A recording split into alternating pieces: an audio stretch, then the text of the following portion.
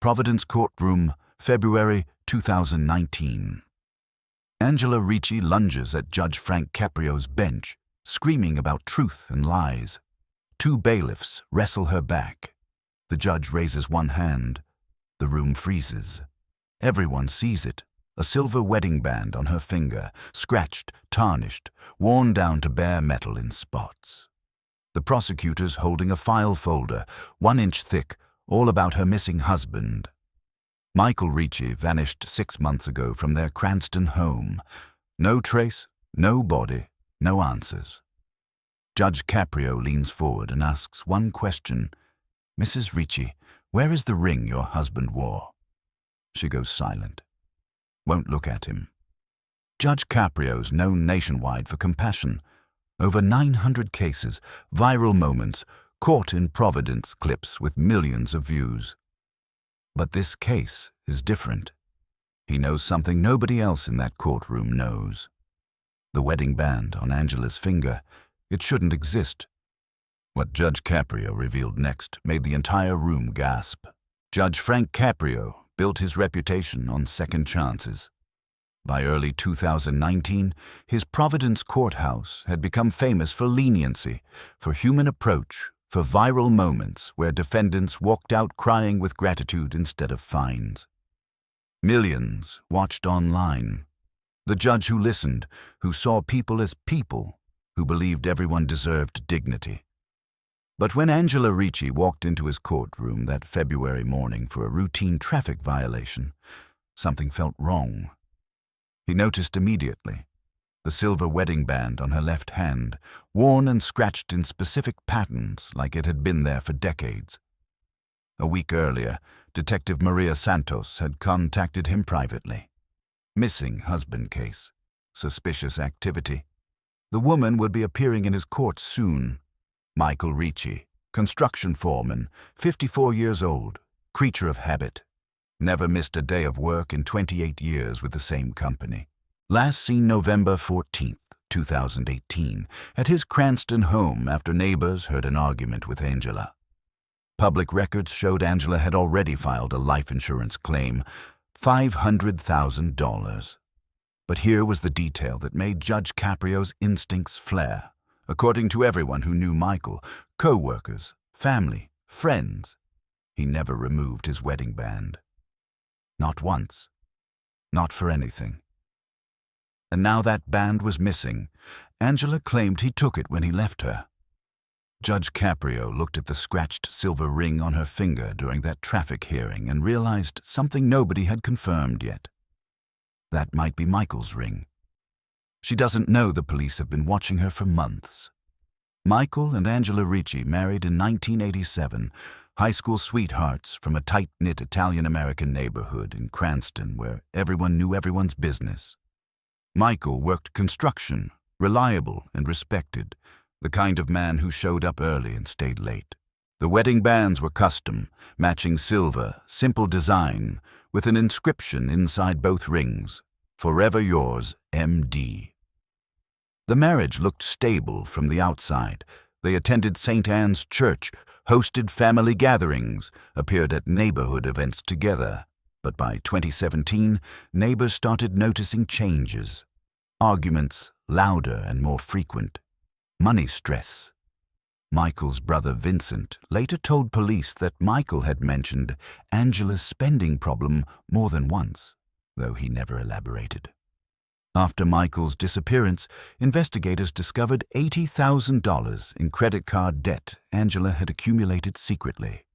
When police first interviewed her in late November 2018, Angela's story was consistent.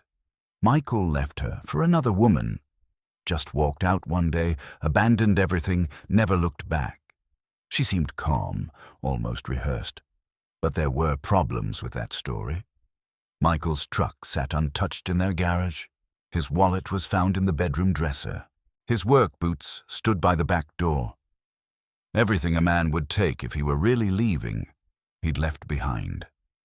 Everything except one thing: his wedding band was missing. Angela told investigators Michael took it when he left. Proof he'd really gone. That was her story. And for 2 weeks after he vanished, she stuck to it. Detective Maria Santos inherited the case in December 2018, a month after Michael Ricci disappeared. Something felt wrong from the first interview. Angela was too calm, too collected, too prepared. She even showed Santos text messages supposedly from Michael, sent from a burner phone saying he was fine and didn't want to be found. Santos had the phone traced within 48 hours. It had been purchased by Angela herself the day after Michael vanished, activated from a cell tower 3 blocks from the Ricci home. Angela's first mistake. But Santos noticed something else during that interview. Angela wore a silver wedding band that matched every description of Michael's ring. Scratched, worn, substantial weight. Santos photographed it casually. Angela never noticed the focus. Then the insurance investigator got involved, and the timeline became even stranger. The $500,000 policy on Michael's life had been increased just 6 months before his disappearance, upgraded from a modest $50,000. Angela claimed Michael left November 14th. She didn't report him missing until November 28th, a 2-week gap nobody could explain. During those 2 weeks, neighbors saw Angela working alone, late at night. Large furniture items removed, a truck rental, trips to the hardware store. Santos found the receipt. Same day Michael vanished, Angela bought tarps and industrial cleaning supplies. And here was the detail that made Santos push for a warrant. Angela had scheduled the traffic court appearance herself. A ticket she could have paid online. She chose to appear before Judge Caprio. Santos wondered if Angela wanted to be seen, wanted to prove she was just a grieving wife going about normal life. If you're hiding something, sometimes the best move is to act like you're not. Judge Caprio's method had always been simple. Watch behavior, not just words. Faces tell stories that voices try to hide. On February 21st, 2019, when Angela Ricci stood before him for that traffic violation, he watched her hands. She touched the wedding band constantly, spinning it on her finger, a nervous habit she couldn't control. He let the traffic matter proceed normally, then asked an unexpected question. "Mrs. Ricci, how long have you been married?" Angela froze. The courtroom went quiet. She said, "I was married 32 years. Past tense. Judge Caprio leaned forward. "Was?" Angela caught herself, corrected quickly. He's just away." Her voice changed on that last word. Judge Caprio requested a continuance on the traffic matter and asked Angela to step into his chambers. Detective Santos had briefed him the day before. They needed Angela to make a mistake, something that would break her story open. In chambers, the judge asked about Michael. Angela's version shifted slightly, small details changing from what she'd told police, where Michael supposedly went when she last heard from him. The judge asked gently, with the same compassion he'd shown 1,000 defendants, if he could see the wedding band. Angela's face changed. She touched the ring protectively and said no. "It's personal," she told him. That refusal told Judge Caprio everything. If the ring was just a ring, she'd have shown him without thinking, but she protected it like evidence, like something that couldn't be examined too closely. The judge let her leave. He called Detective Santos before Angela reached her car in the parking lot. "She's wearing it," he said. "Michael's ring, I'm sure of it." The search warrant came through in March 2019, based on insurance fraud investigation and mounting inconsistencies in Angela's statements. Police arrived at the Ricci home on a cold Tuesday morning. The house was spotless, recently renovated. New flooring in the main bedroom, fresh paint on every wall, carpet shampooed and still smelling of chemicals. It looked like a showroom, not a place where anyone actually lived. Cadaver dogs were brought in as standard procedure. They alerted immediately in the bedroom corner, near the closet.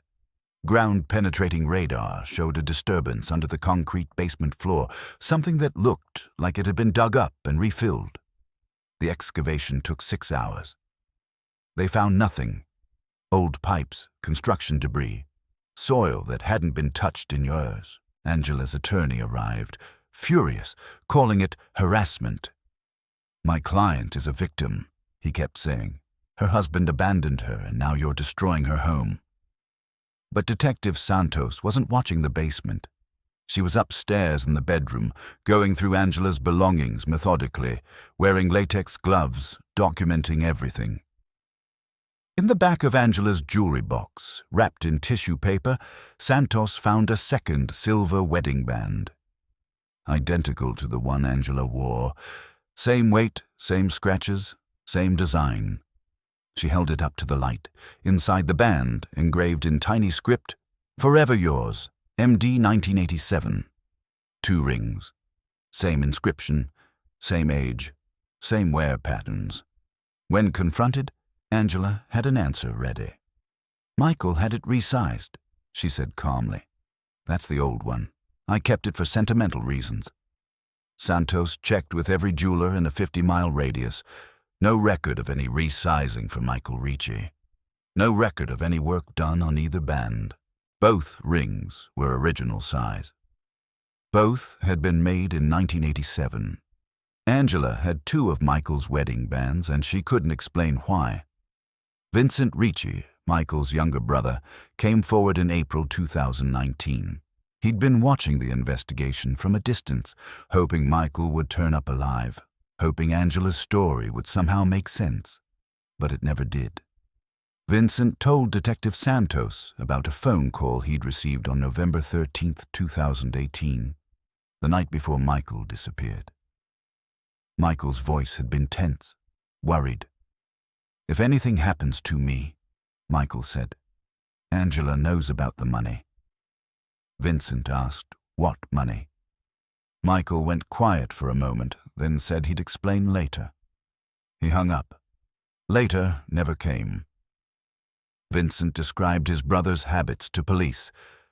Michael wore that wedding band like it was part of his body.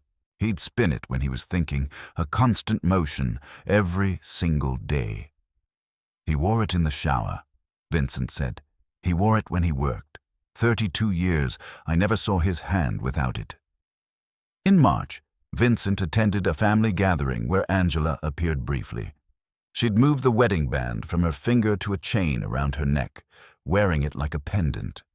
When Vincent asked to see it, asked if he could hold something of his brother's, Angela's face went cold.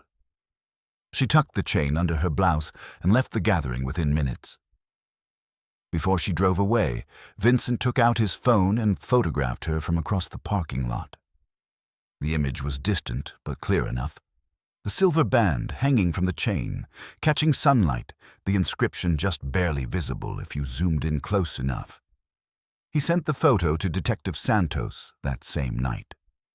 Santos compared it to the evidence photos of the second ring found in Angela's jewelry box. Every scratch matched, every worn spot aligned perfectly. The ring Angela wore on the chain was the duplicate. The one she'd claimed was the old resized version, which meant the ring in the evidence bag, the one hidden in her jewelry box, was Michael's real wedding band, the one he'd never taken off in 32 years, the one Angela said he wore when he left her. By May 2019, Detective Santos and the prosecutor had built their case around one object, the wedding band. Judge Caprio scheduled a formal fraud hearing, and Angela was required to attend. This wasn't traffic court anymore. This was a courtroom packed with reporters, investigators, family members on both sides. Angela walked in wearing dark clothes, composed, the silver band still hanging from a chain around her neck, visible above her collar. The prosecutor asked her to state her full name for the record. She did. Then Judge Caprio spoke, his voice carrying that same gentle tone he'd used in 1,000 viral videos. "Mrs. Ricci, can you show the court your wedding band?" Angela hesitated. Her hand went to the chain. Slowly, she pulled the band out from under her blouse, holding it in her palm. The judge continued. "Can you remove it from the chain and read the inscription?" Her hands were shaking now. She unclasped the chain, held the band between her fingers, tilted it toward the light. Her voice came out quiet. "Forever yours, MD 1987. The courtroom was silent. Judge Caprio nodded. Then he gestured to the bailiff, who approached the bench carrying an evidence bag. Inside, a second silver wedding band, identical to the first. The judge held it up so everyone could see. "This band was found in your jewelry box during the search of your home," he said. "It has the same inscription. Forever yours, MD 1987. Can you explain to the court which one of these belonged to your husband?" Angela opened her mouth. No words came out. She looked at the ring in her hand, then at the ring in the evidence bag, then back at her hand. The prosecutor stood. "Your Honor, we believe Mrs. Ricci commissioned a duplicate wedding band in October 2018, 1 month before her husband disappeared. She intended to wear the duplicate while keeping the original as false evidence that he'd left voluntarily. But she made a critical error. She mixed them up." Angela sat down. She wouldn't speak another word that day. The forensic jeweler's report came back within a week, and it was devastating. The band found in Angela's jewelry box showed wear patterns consistent with 32 years of daily use. Microscopic scratches aligned with typical hand movement, thinning on the inside from constant contact with skin. Oxidation patterns that only develop over decades. The band Angela had been wearing on the chain showed minimal wear. Under magnification, it was clear this ring had been made recently, sometime in 2018, then artificially aged, rubbed with abrasives, treated with chemicals to create false oxidation, scratched deliberately to mimic years of use. The jeweler who'd made the duplicate came forward after seeing news coverage. Angela had visited his shop in October 2018, just a month before Michael disappeared. She brought in a photograph of Michael's ring and asked for an exact copy. "Make it look old," she'd specified. "It needs to match exactly, down to the scratches." The jeweler thought it was a romantic surprise, maybe a backup in case the original was ever lost. He spent weeks getting it perfect. Angela paid in cash. Now the plan made sense. Angela intended to kill Michael, wear the duplicate ring herself, and keep the original as proof he'd walked out. Showing investigators his wedding band was gone, he must have taken it when he left. But in the chaos after Michael's death, she'd mixed them up. She wore the original, the one with Michael's DNA, the one with 32 years of his skin cells and oils embedded in every microscopic crevice.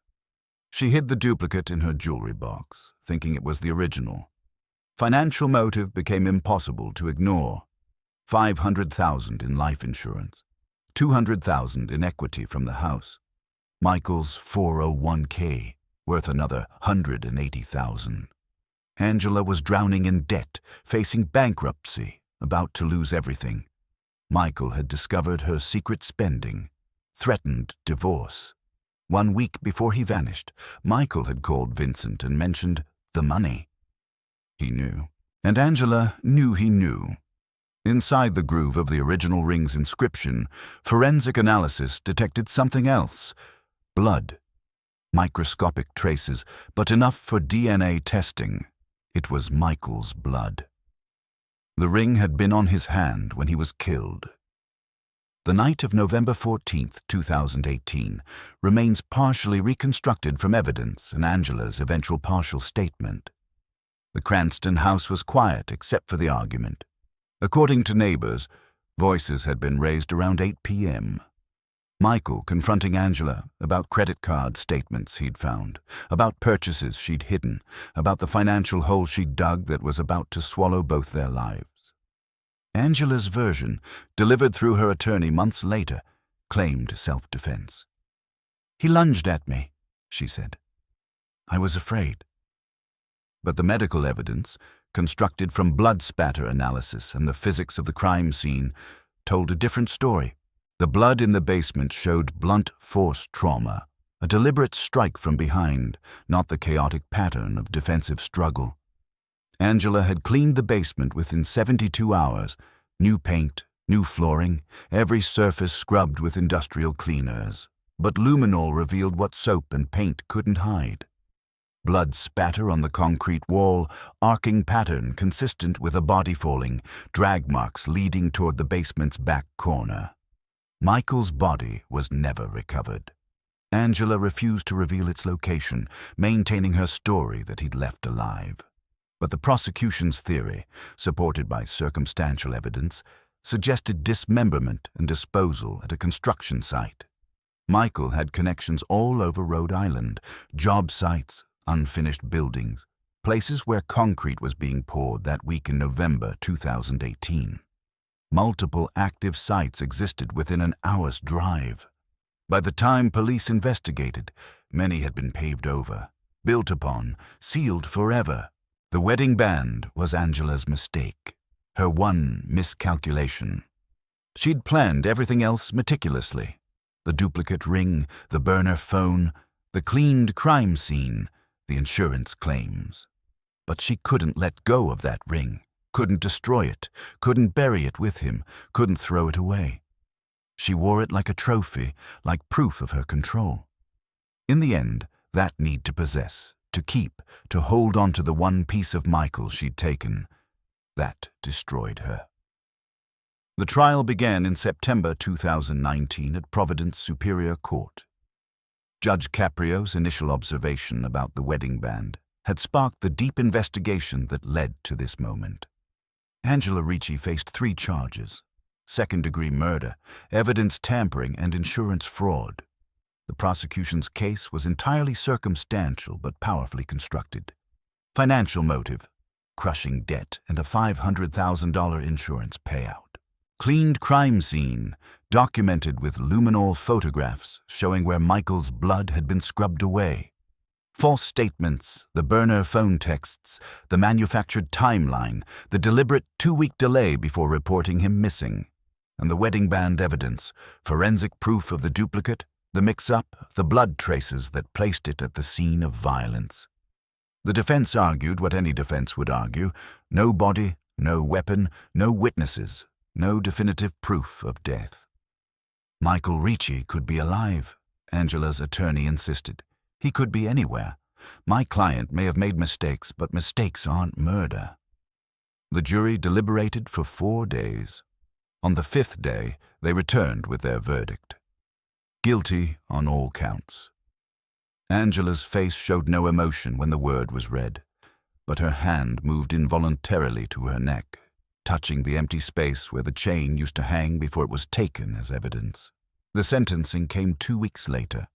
40 years to life. Judge Caprio, presiding, delivered a statement that went viral within hours. "You wore his ring like a trophy," he said, looking directly at Angela.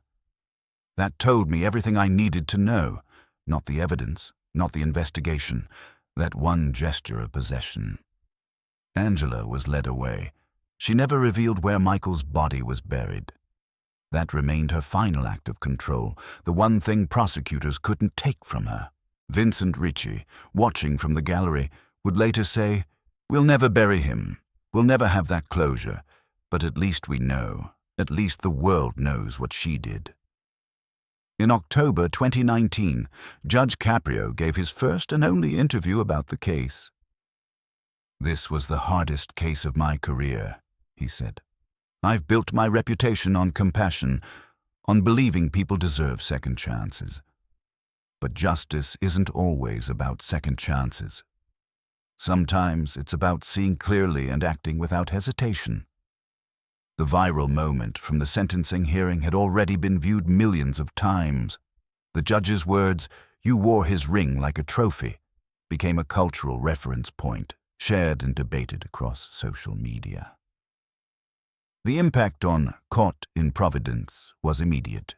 Ratings spiked, but the tone of the show shifted. Viewers saw something they hadn't seen before, that compassion and accountability weren't opposites. They were partners. That the same judge who forgave parking tickets and hugged crying defendants could also see through deception and demand consequences. Judge Caprio reflected on the details that had given Angela away. "Small things reveal the truth," he said. "The way she touched that ring constantly, like she couldn't help herself. The way she refused to let anyone examine it too closely. Objects carry meaning, and when someone can't let go of an object, you have to ask why." Michael's family expressed gratitude mixed with devastation. They'd received justice but lost closure. Vincent Ricci kept a framed photograph on his living room wall. Michael at a family gathering, his hand visible in the foreground, the silver wedding band catching the light. "That's how I remember him," Vincent said. "That ring was part of him, and she took it like she took everything else." In prison, Angela began receiving letters. Strangers asking where Michael's body was buried, family members begging for information, true crime enthusiasts offering theories. She never responded to any of them. The wedding band itself remained in evidence storage. It might stay there forever, never return to Michael's family, preserved as proof of what Angela had done and what she couldn't resist keeping. 3 years passed. Michael's wedding band stayed in an evidence locker while Angela remained in prison. The inscription, "Forever Yours, MD 1987, had become ironic, a promise that had meant commitment to Michael, possession to Angela. Media coverage continued sporadically, especially around anniversaries. The wedding band murder became a case study in forensic psychology programs, analyzed for what it revealed about killers who keep trophies, who can't resist holding on to proof of their crimes. For investigators, the case established a principle: objects people refuse to let go of can reveal motive. Detective Santos, promoted to sergeant, used the Ricci case in training seminars. "Watch what they protect," she told new detectives. "Watch what they hide. Physical evidence matters, but behavior tells you where to look for it." Judge Caprio retired in 2023, his legacy secure. Millions of viewers who'd seen his compassion, and one case that proved wisdom requires both mercy and accountability. When asked to review Angela's appeal in his final months on the bench, he wrote a brief statement that was entered into the record. "Some people destroy what they can't control," he wrote. Mrs. Ricci couldn't control her debt, couldn't control her husband's discovery of that debt, and couldn't control her need to possess even the symbol of what she'd destroyed. The appeal was denied. The original verdict stood.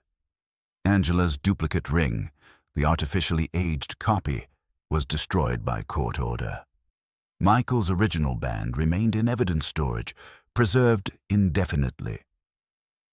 Location of Michael's remains: unknown. Angela maintained her public story, that Michael had left, that she was innocent, that the trial had been a mistake. But according to a reported conversation with a cellmate, she'd said once quietly, "I should have buried the ring with him." That one sentence, if true, was as close to confession as she'd ever come. Construction sites from November 2018 had become hospitals, schools, parking lots. If Michael was buried beneath one of them, he might stay buried forever. Angela had ensured that even in death, she controlled where he rested. By 2024, the case had become a cultural reference point, a cautionary tale, a legend. Vincent Ricci kept that photograph of his brother, the one where Michael's hand showed clearly with the wedding band catching light, every scratch visible. The scratches in that photo matched the evidence photos exactly, proof that what Angela had worn was the real ring, the one Michael never removed, the one she'd taken as her trophy. The inscription, "Forever Yours," had meant different things to each of them. For Michael, it represented commitment made in 1987 when they were young and hopeful. For Angela, it became something else, proof of possession, proof that even in death, Michael's most personal object belonged to her. The silver band started as a symbol of love. It became evidence of murder. Angela sat in her prison cell in 2024, photographed during a routine documentation procedure. In the photo, she wore standard prison clothing, her face older now, harder, but her hand moved unconsciously during the photo session, reaching for her neck where the chain used to hang. The gesture had become permanent, a habit she couldn't break even when the object itself was long gone. The photographer who took that image noted it in his report. Subject repeatedly touched her neck, appeared to be reaching for something that wasn't there. After 7 years, Angela still reached for the wedding band she'd kept as a trophy, the object she couldn't let go of, the object that convicted her. Judge Caprio, now retired and watching from his Providence home, saw that photograph when it surfaced in a documentary about unsolved aspects of the case. He recognized the gesture immediately. "She's still wearing it," he said to the interviewer. In her mind, she never took it off. In the end, the thing Angela couldn't let go of was the one thing that convicted her. The wedding band hung in evidence storage. Angela reached for empty air, and Michael Ricci remained wherever she'd buried him, his body lost but his story complete.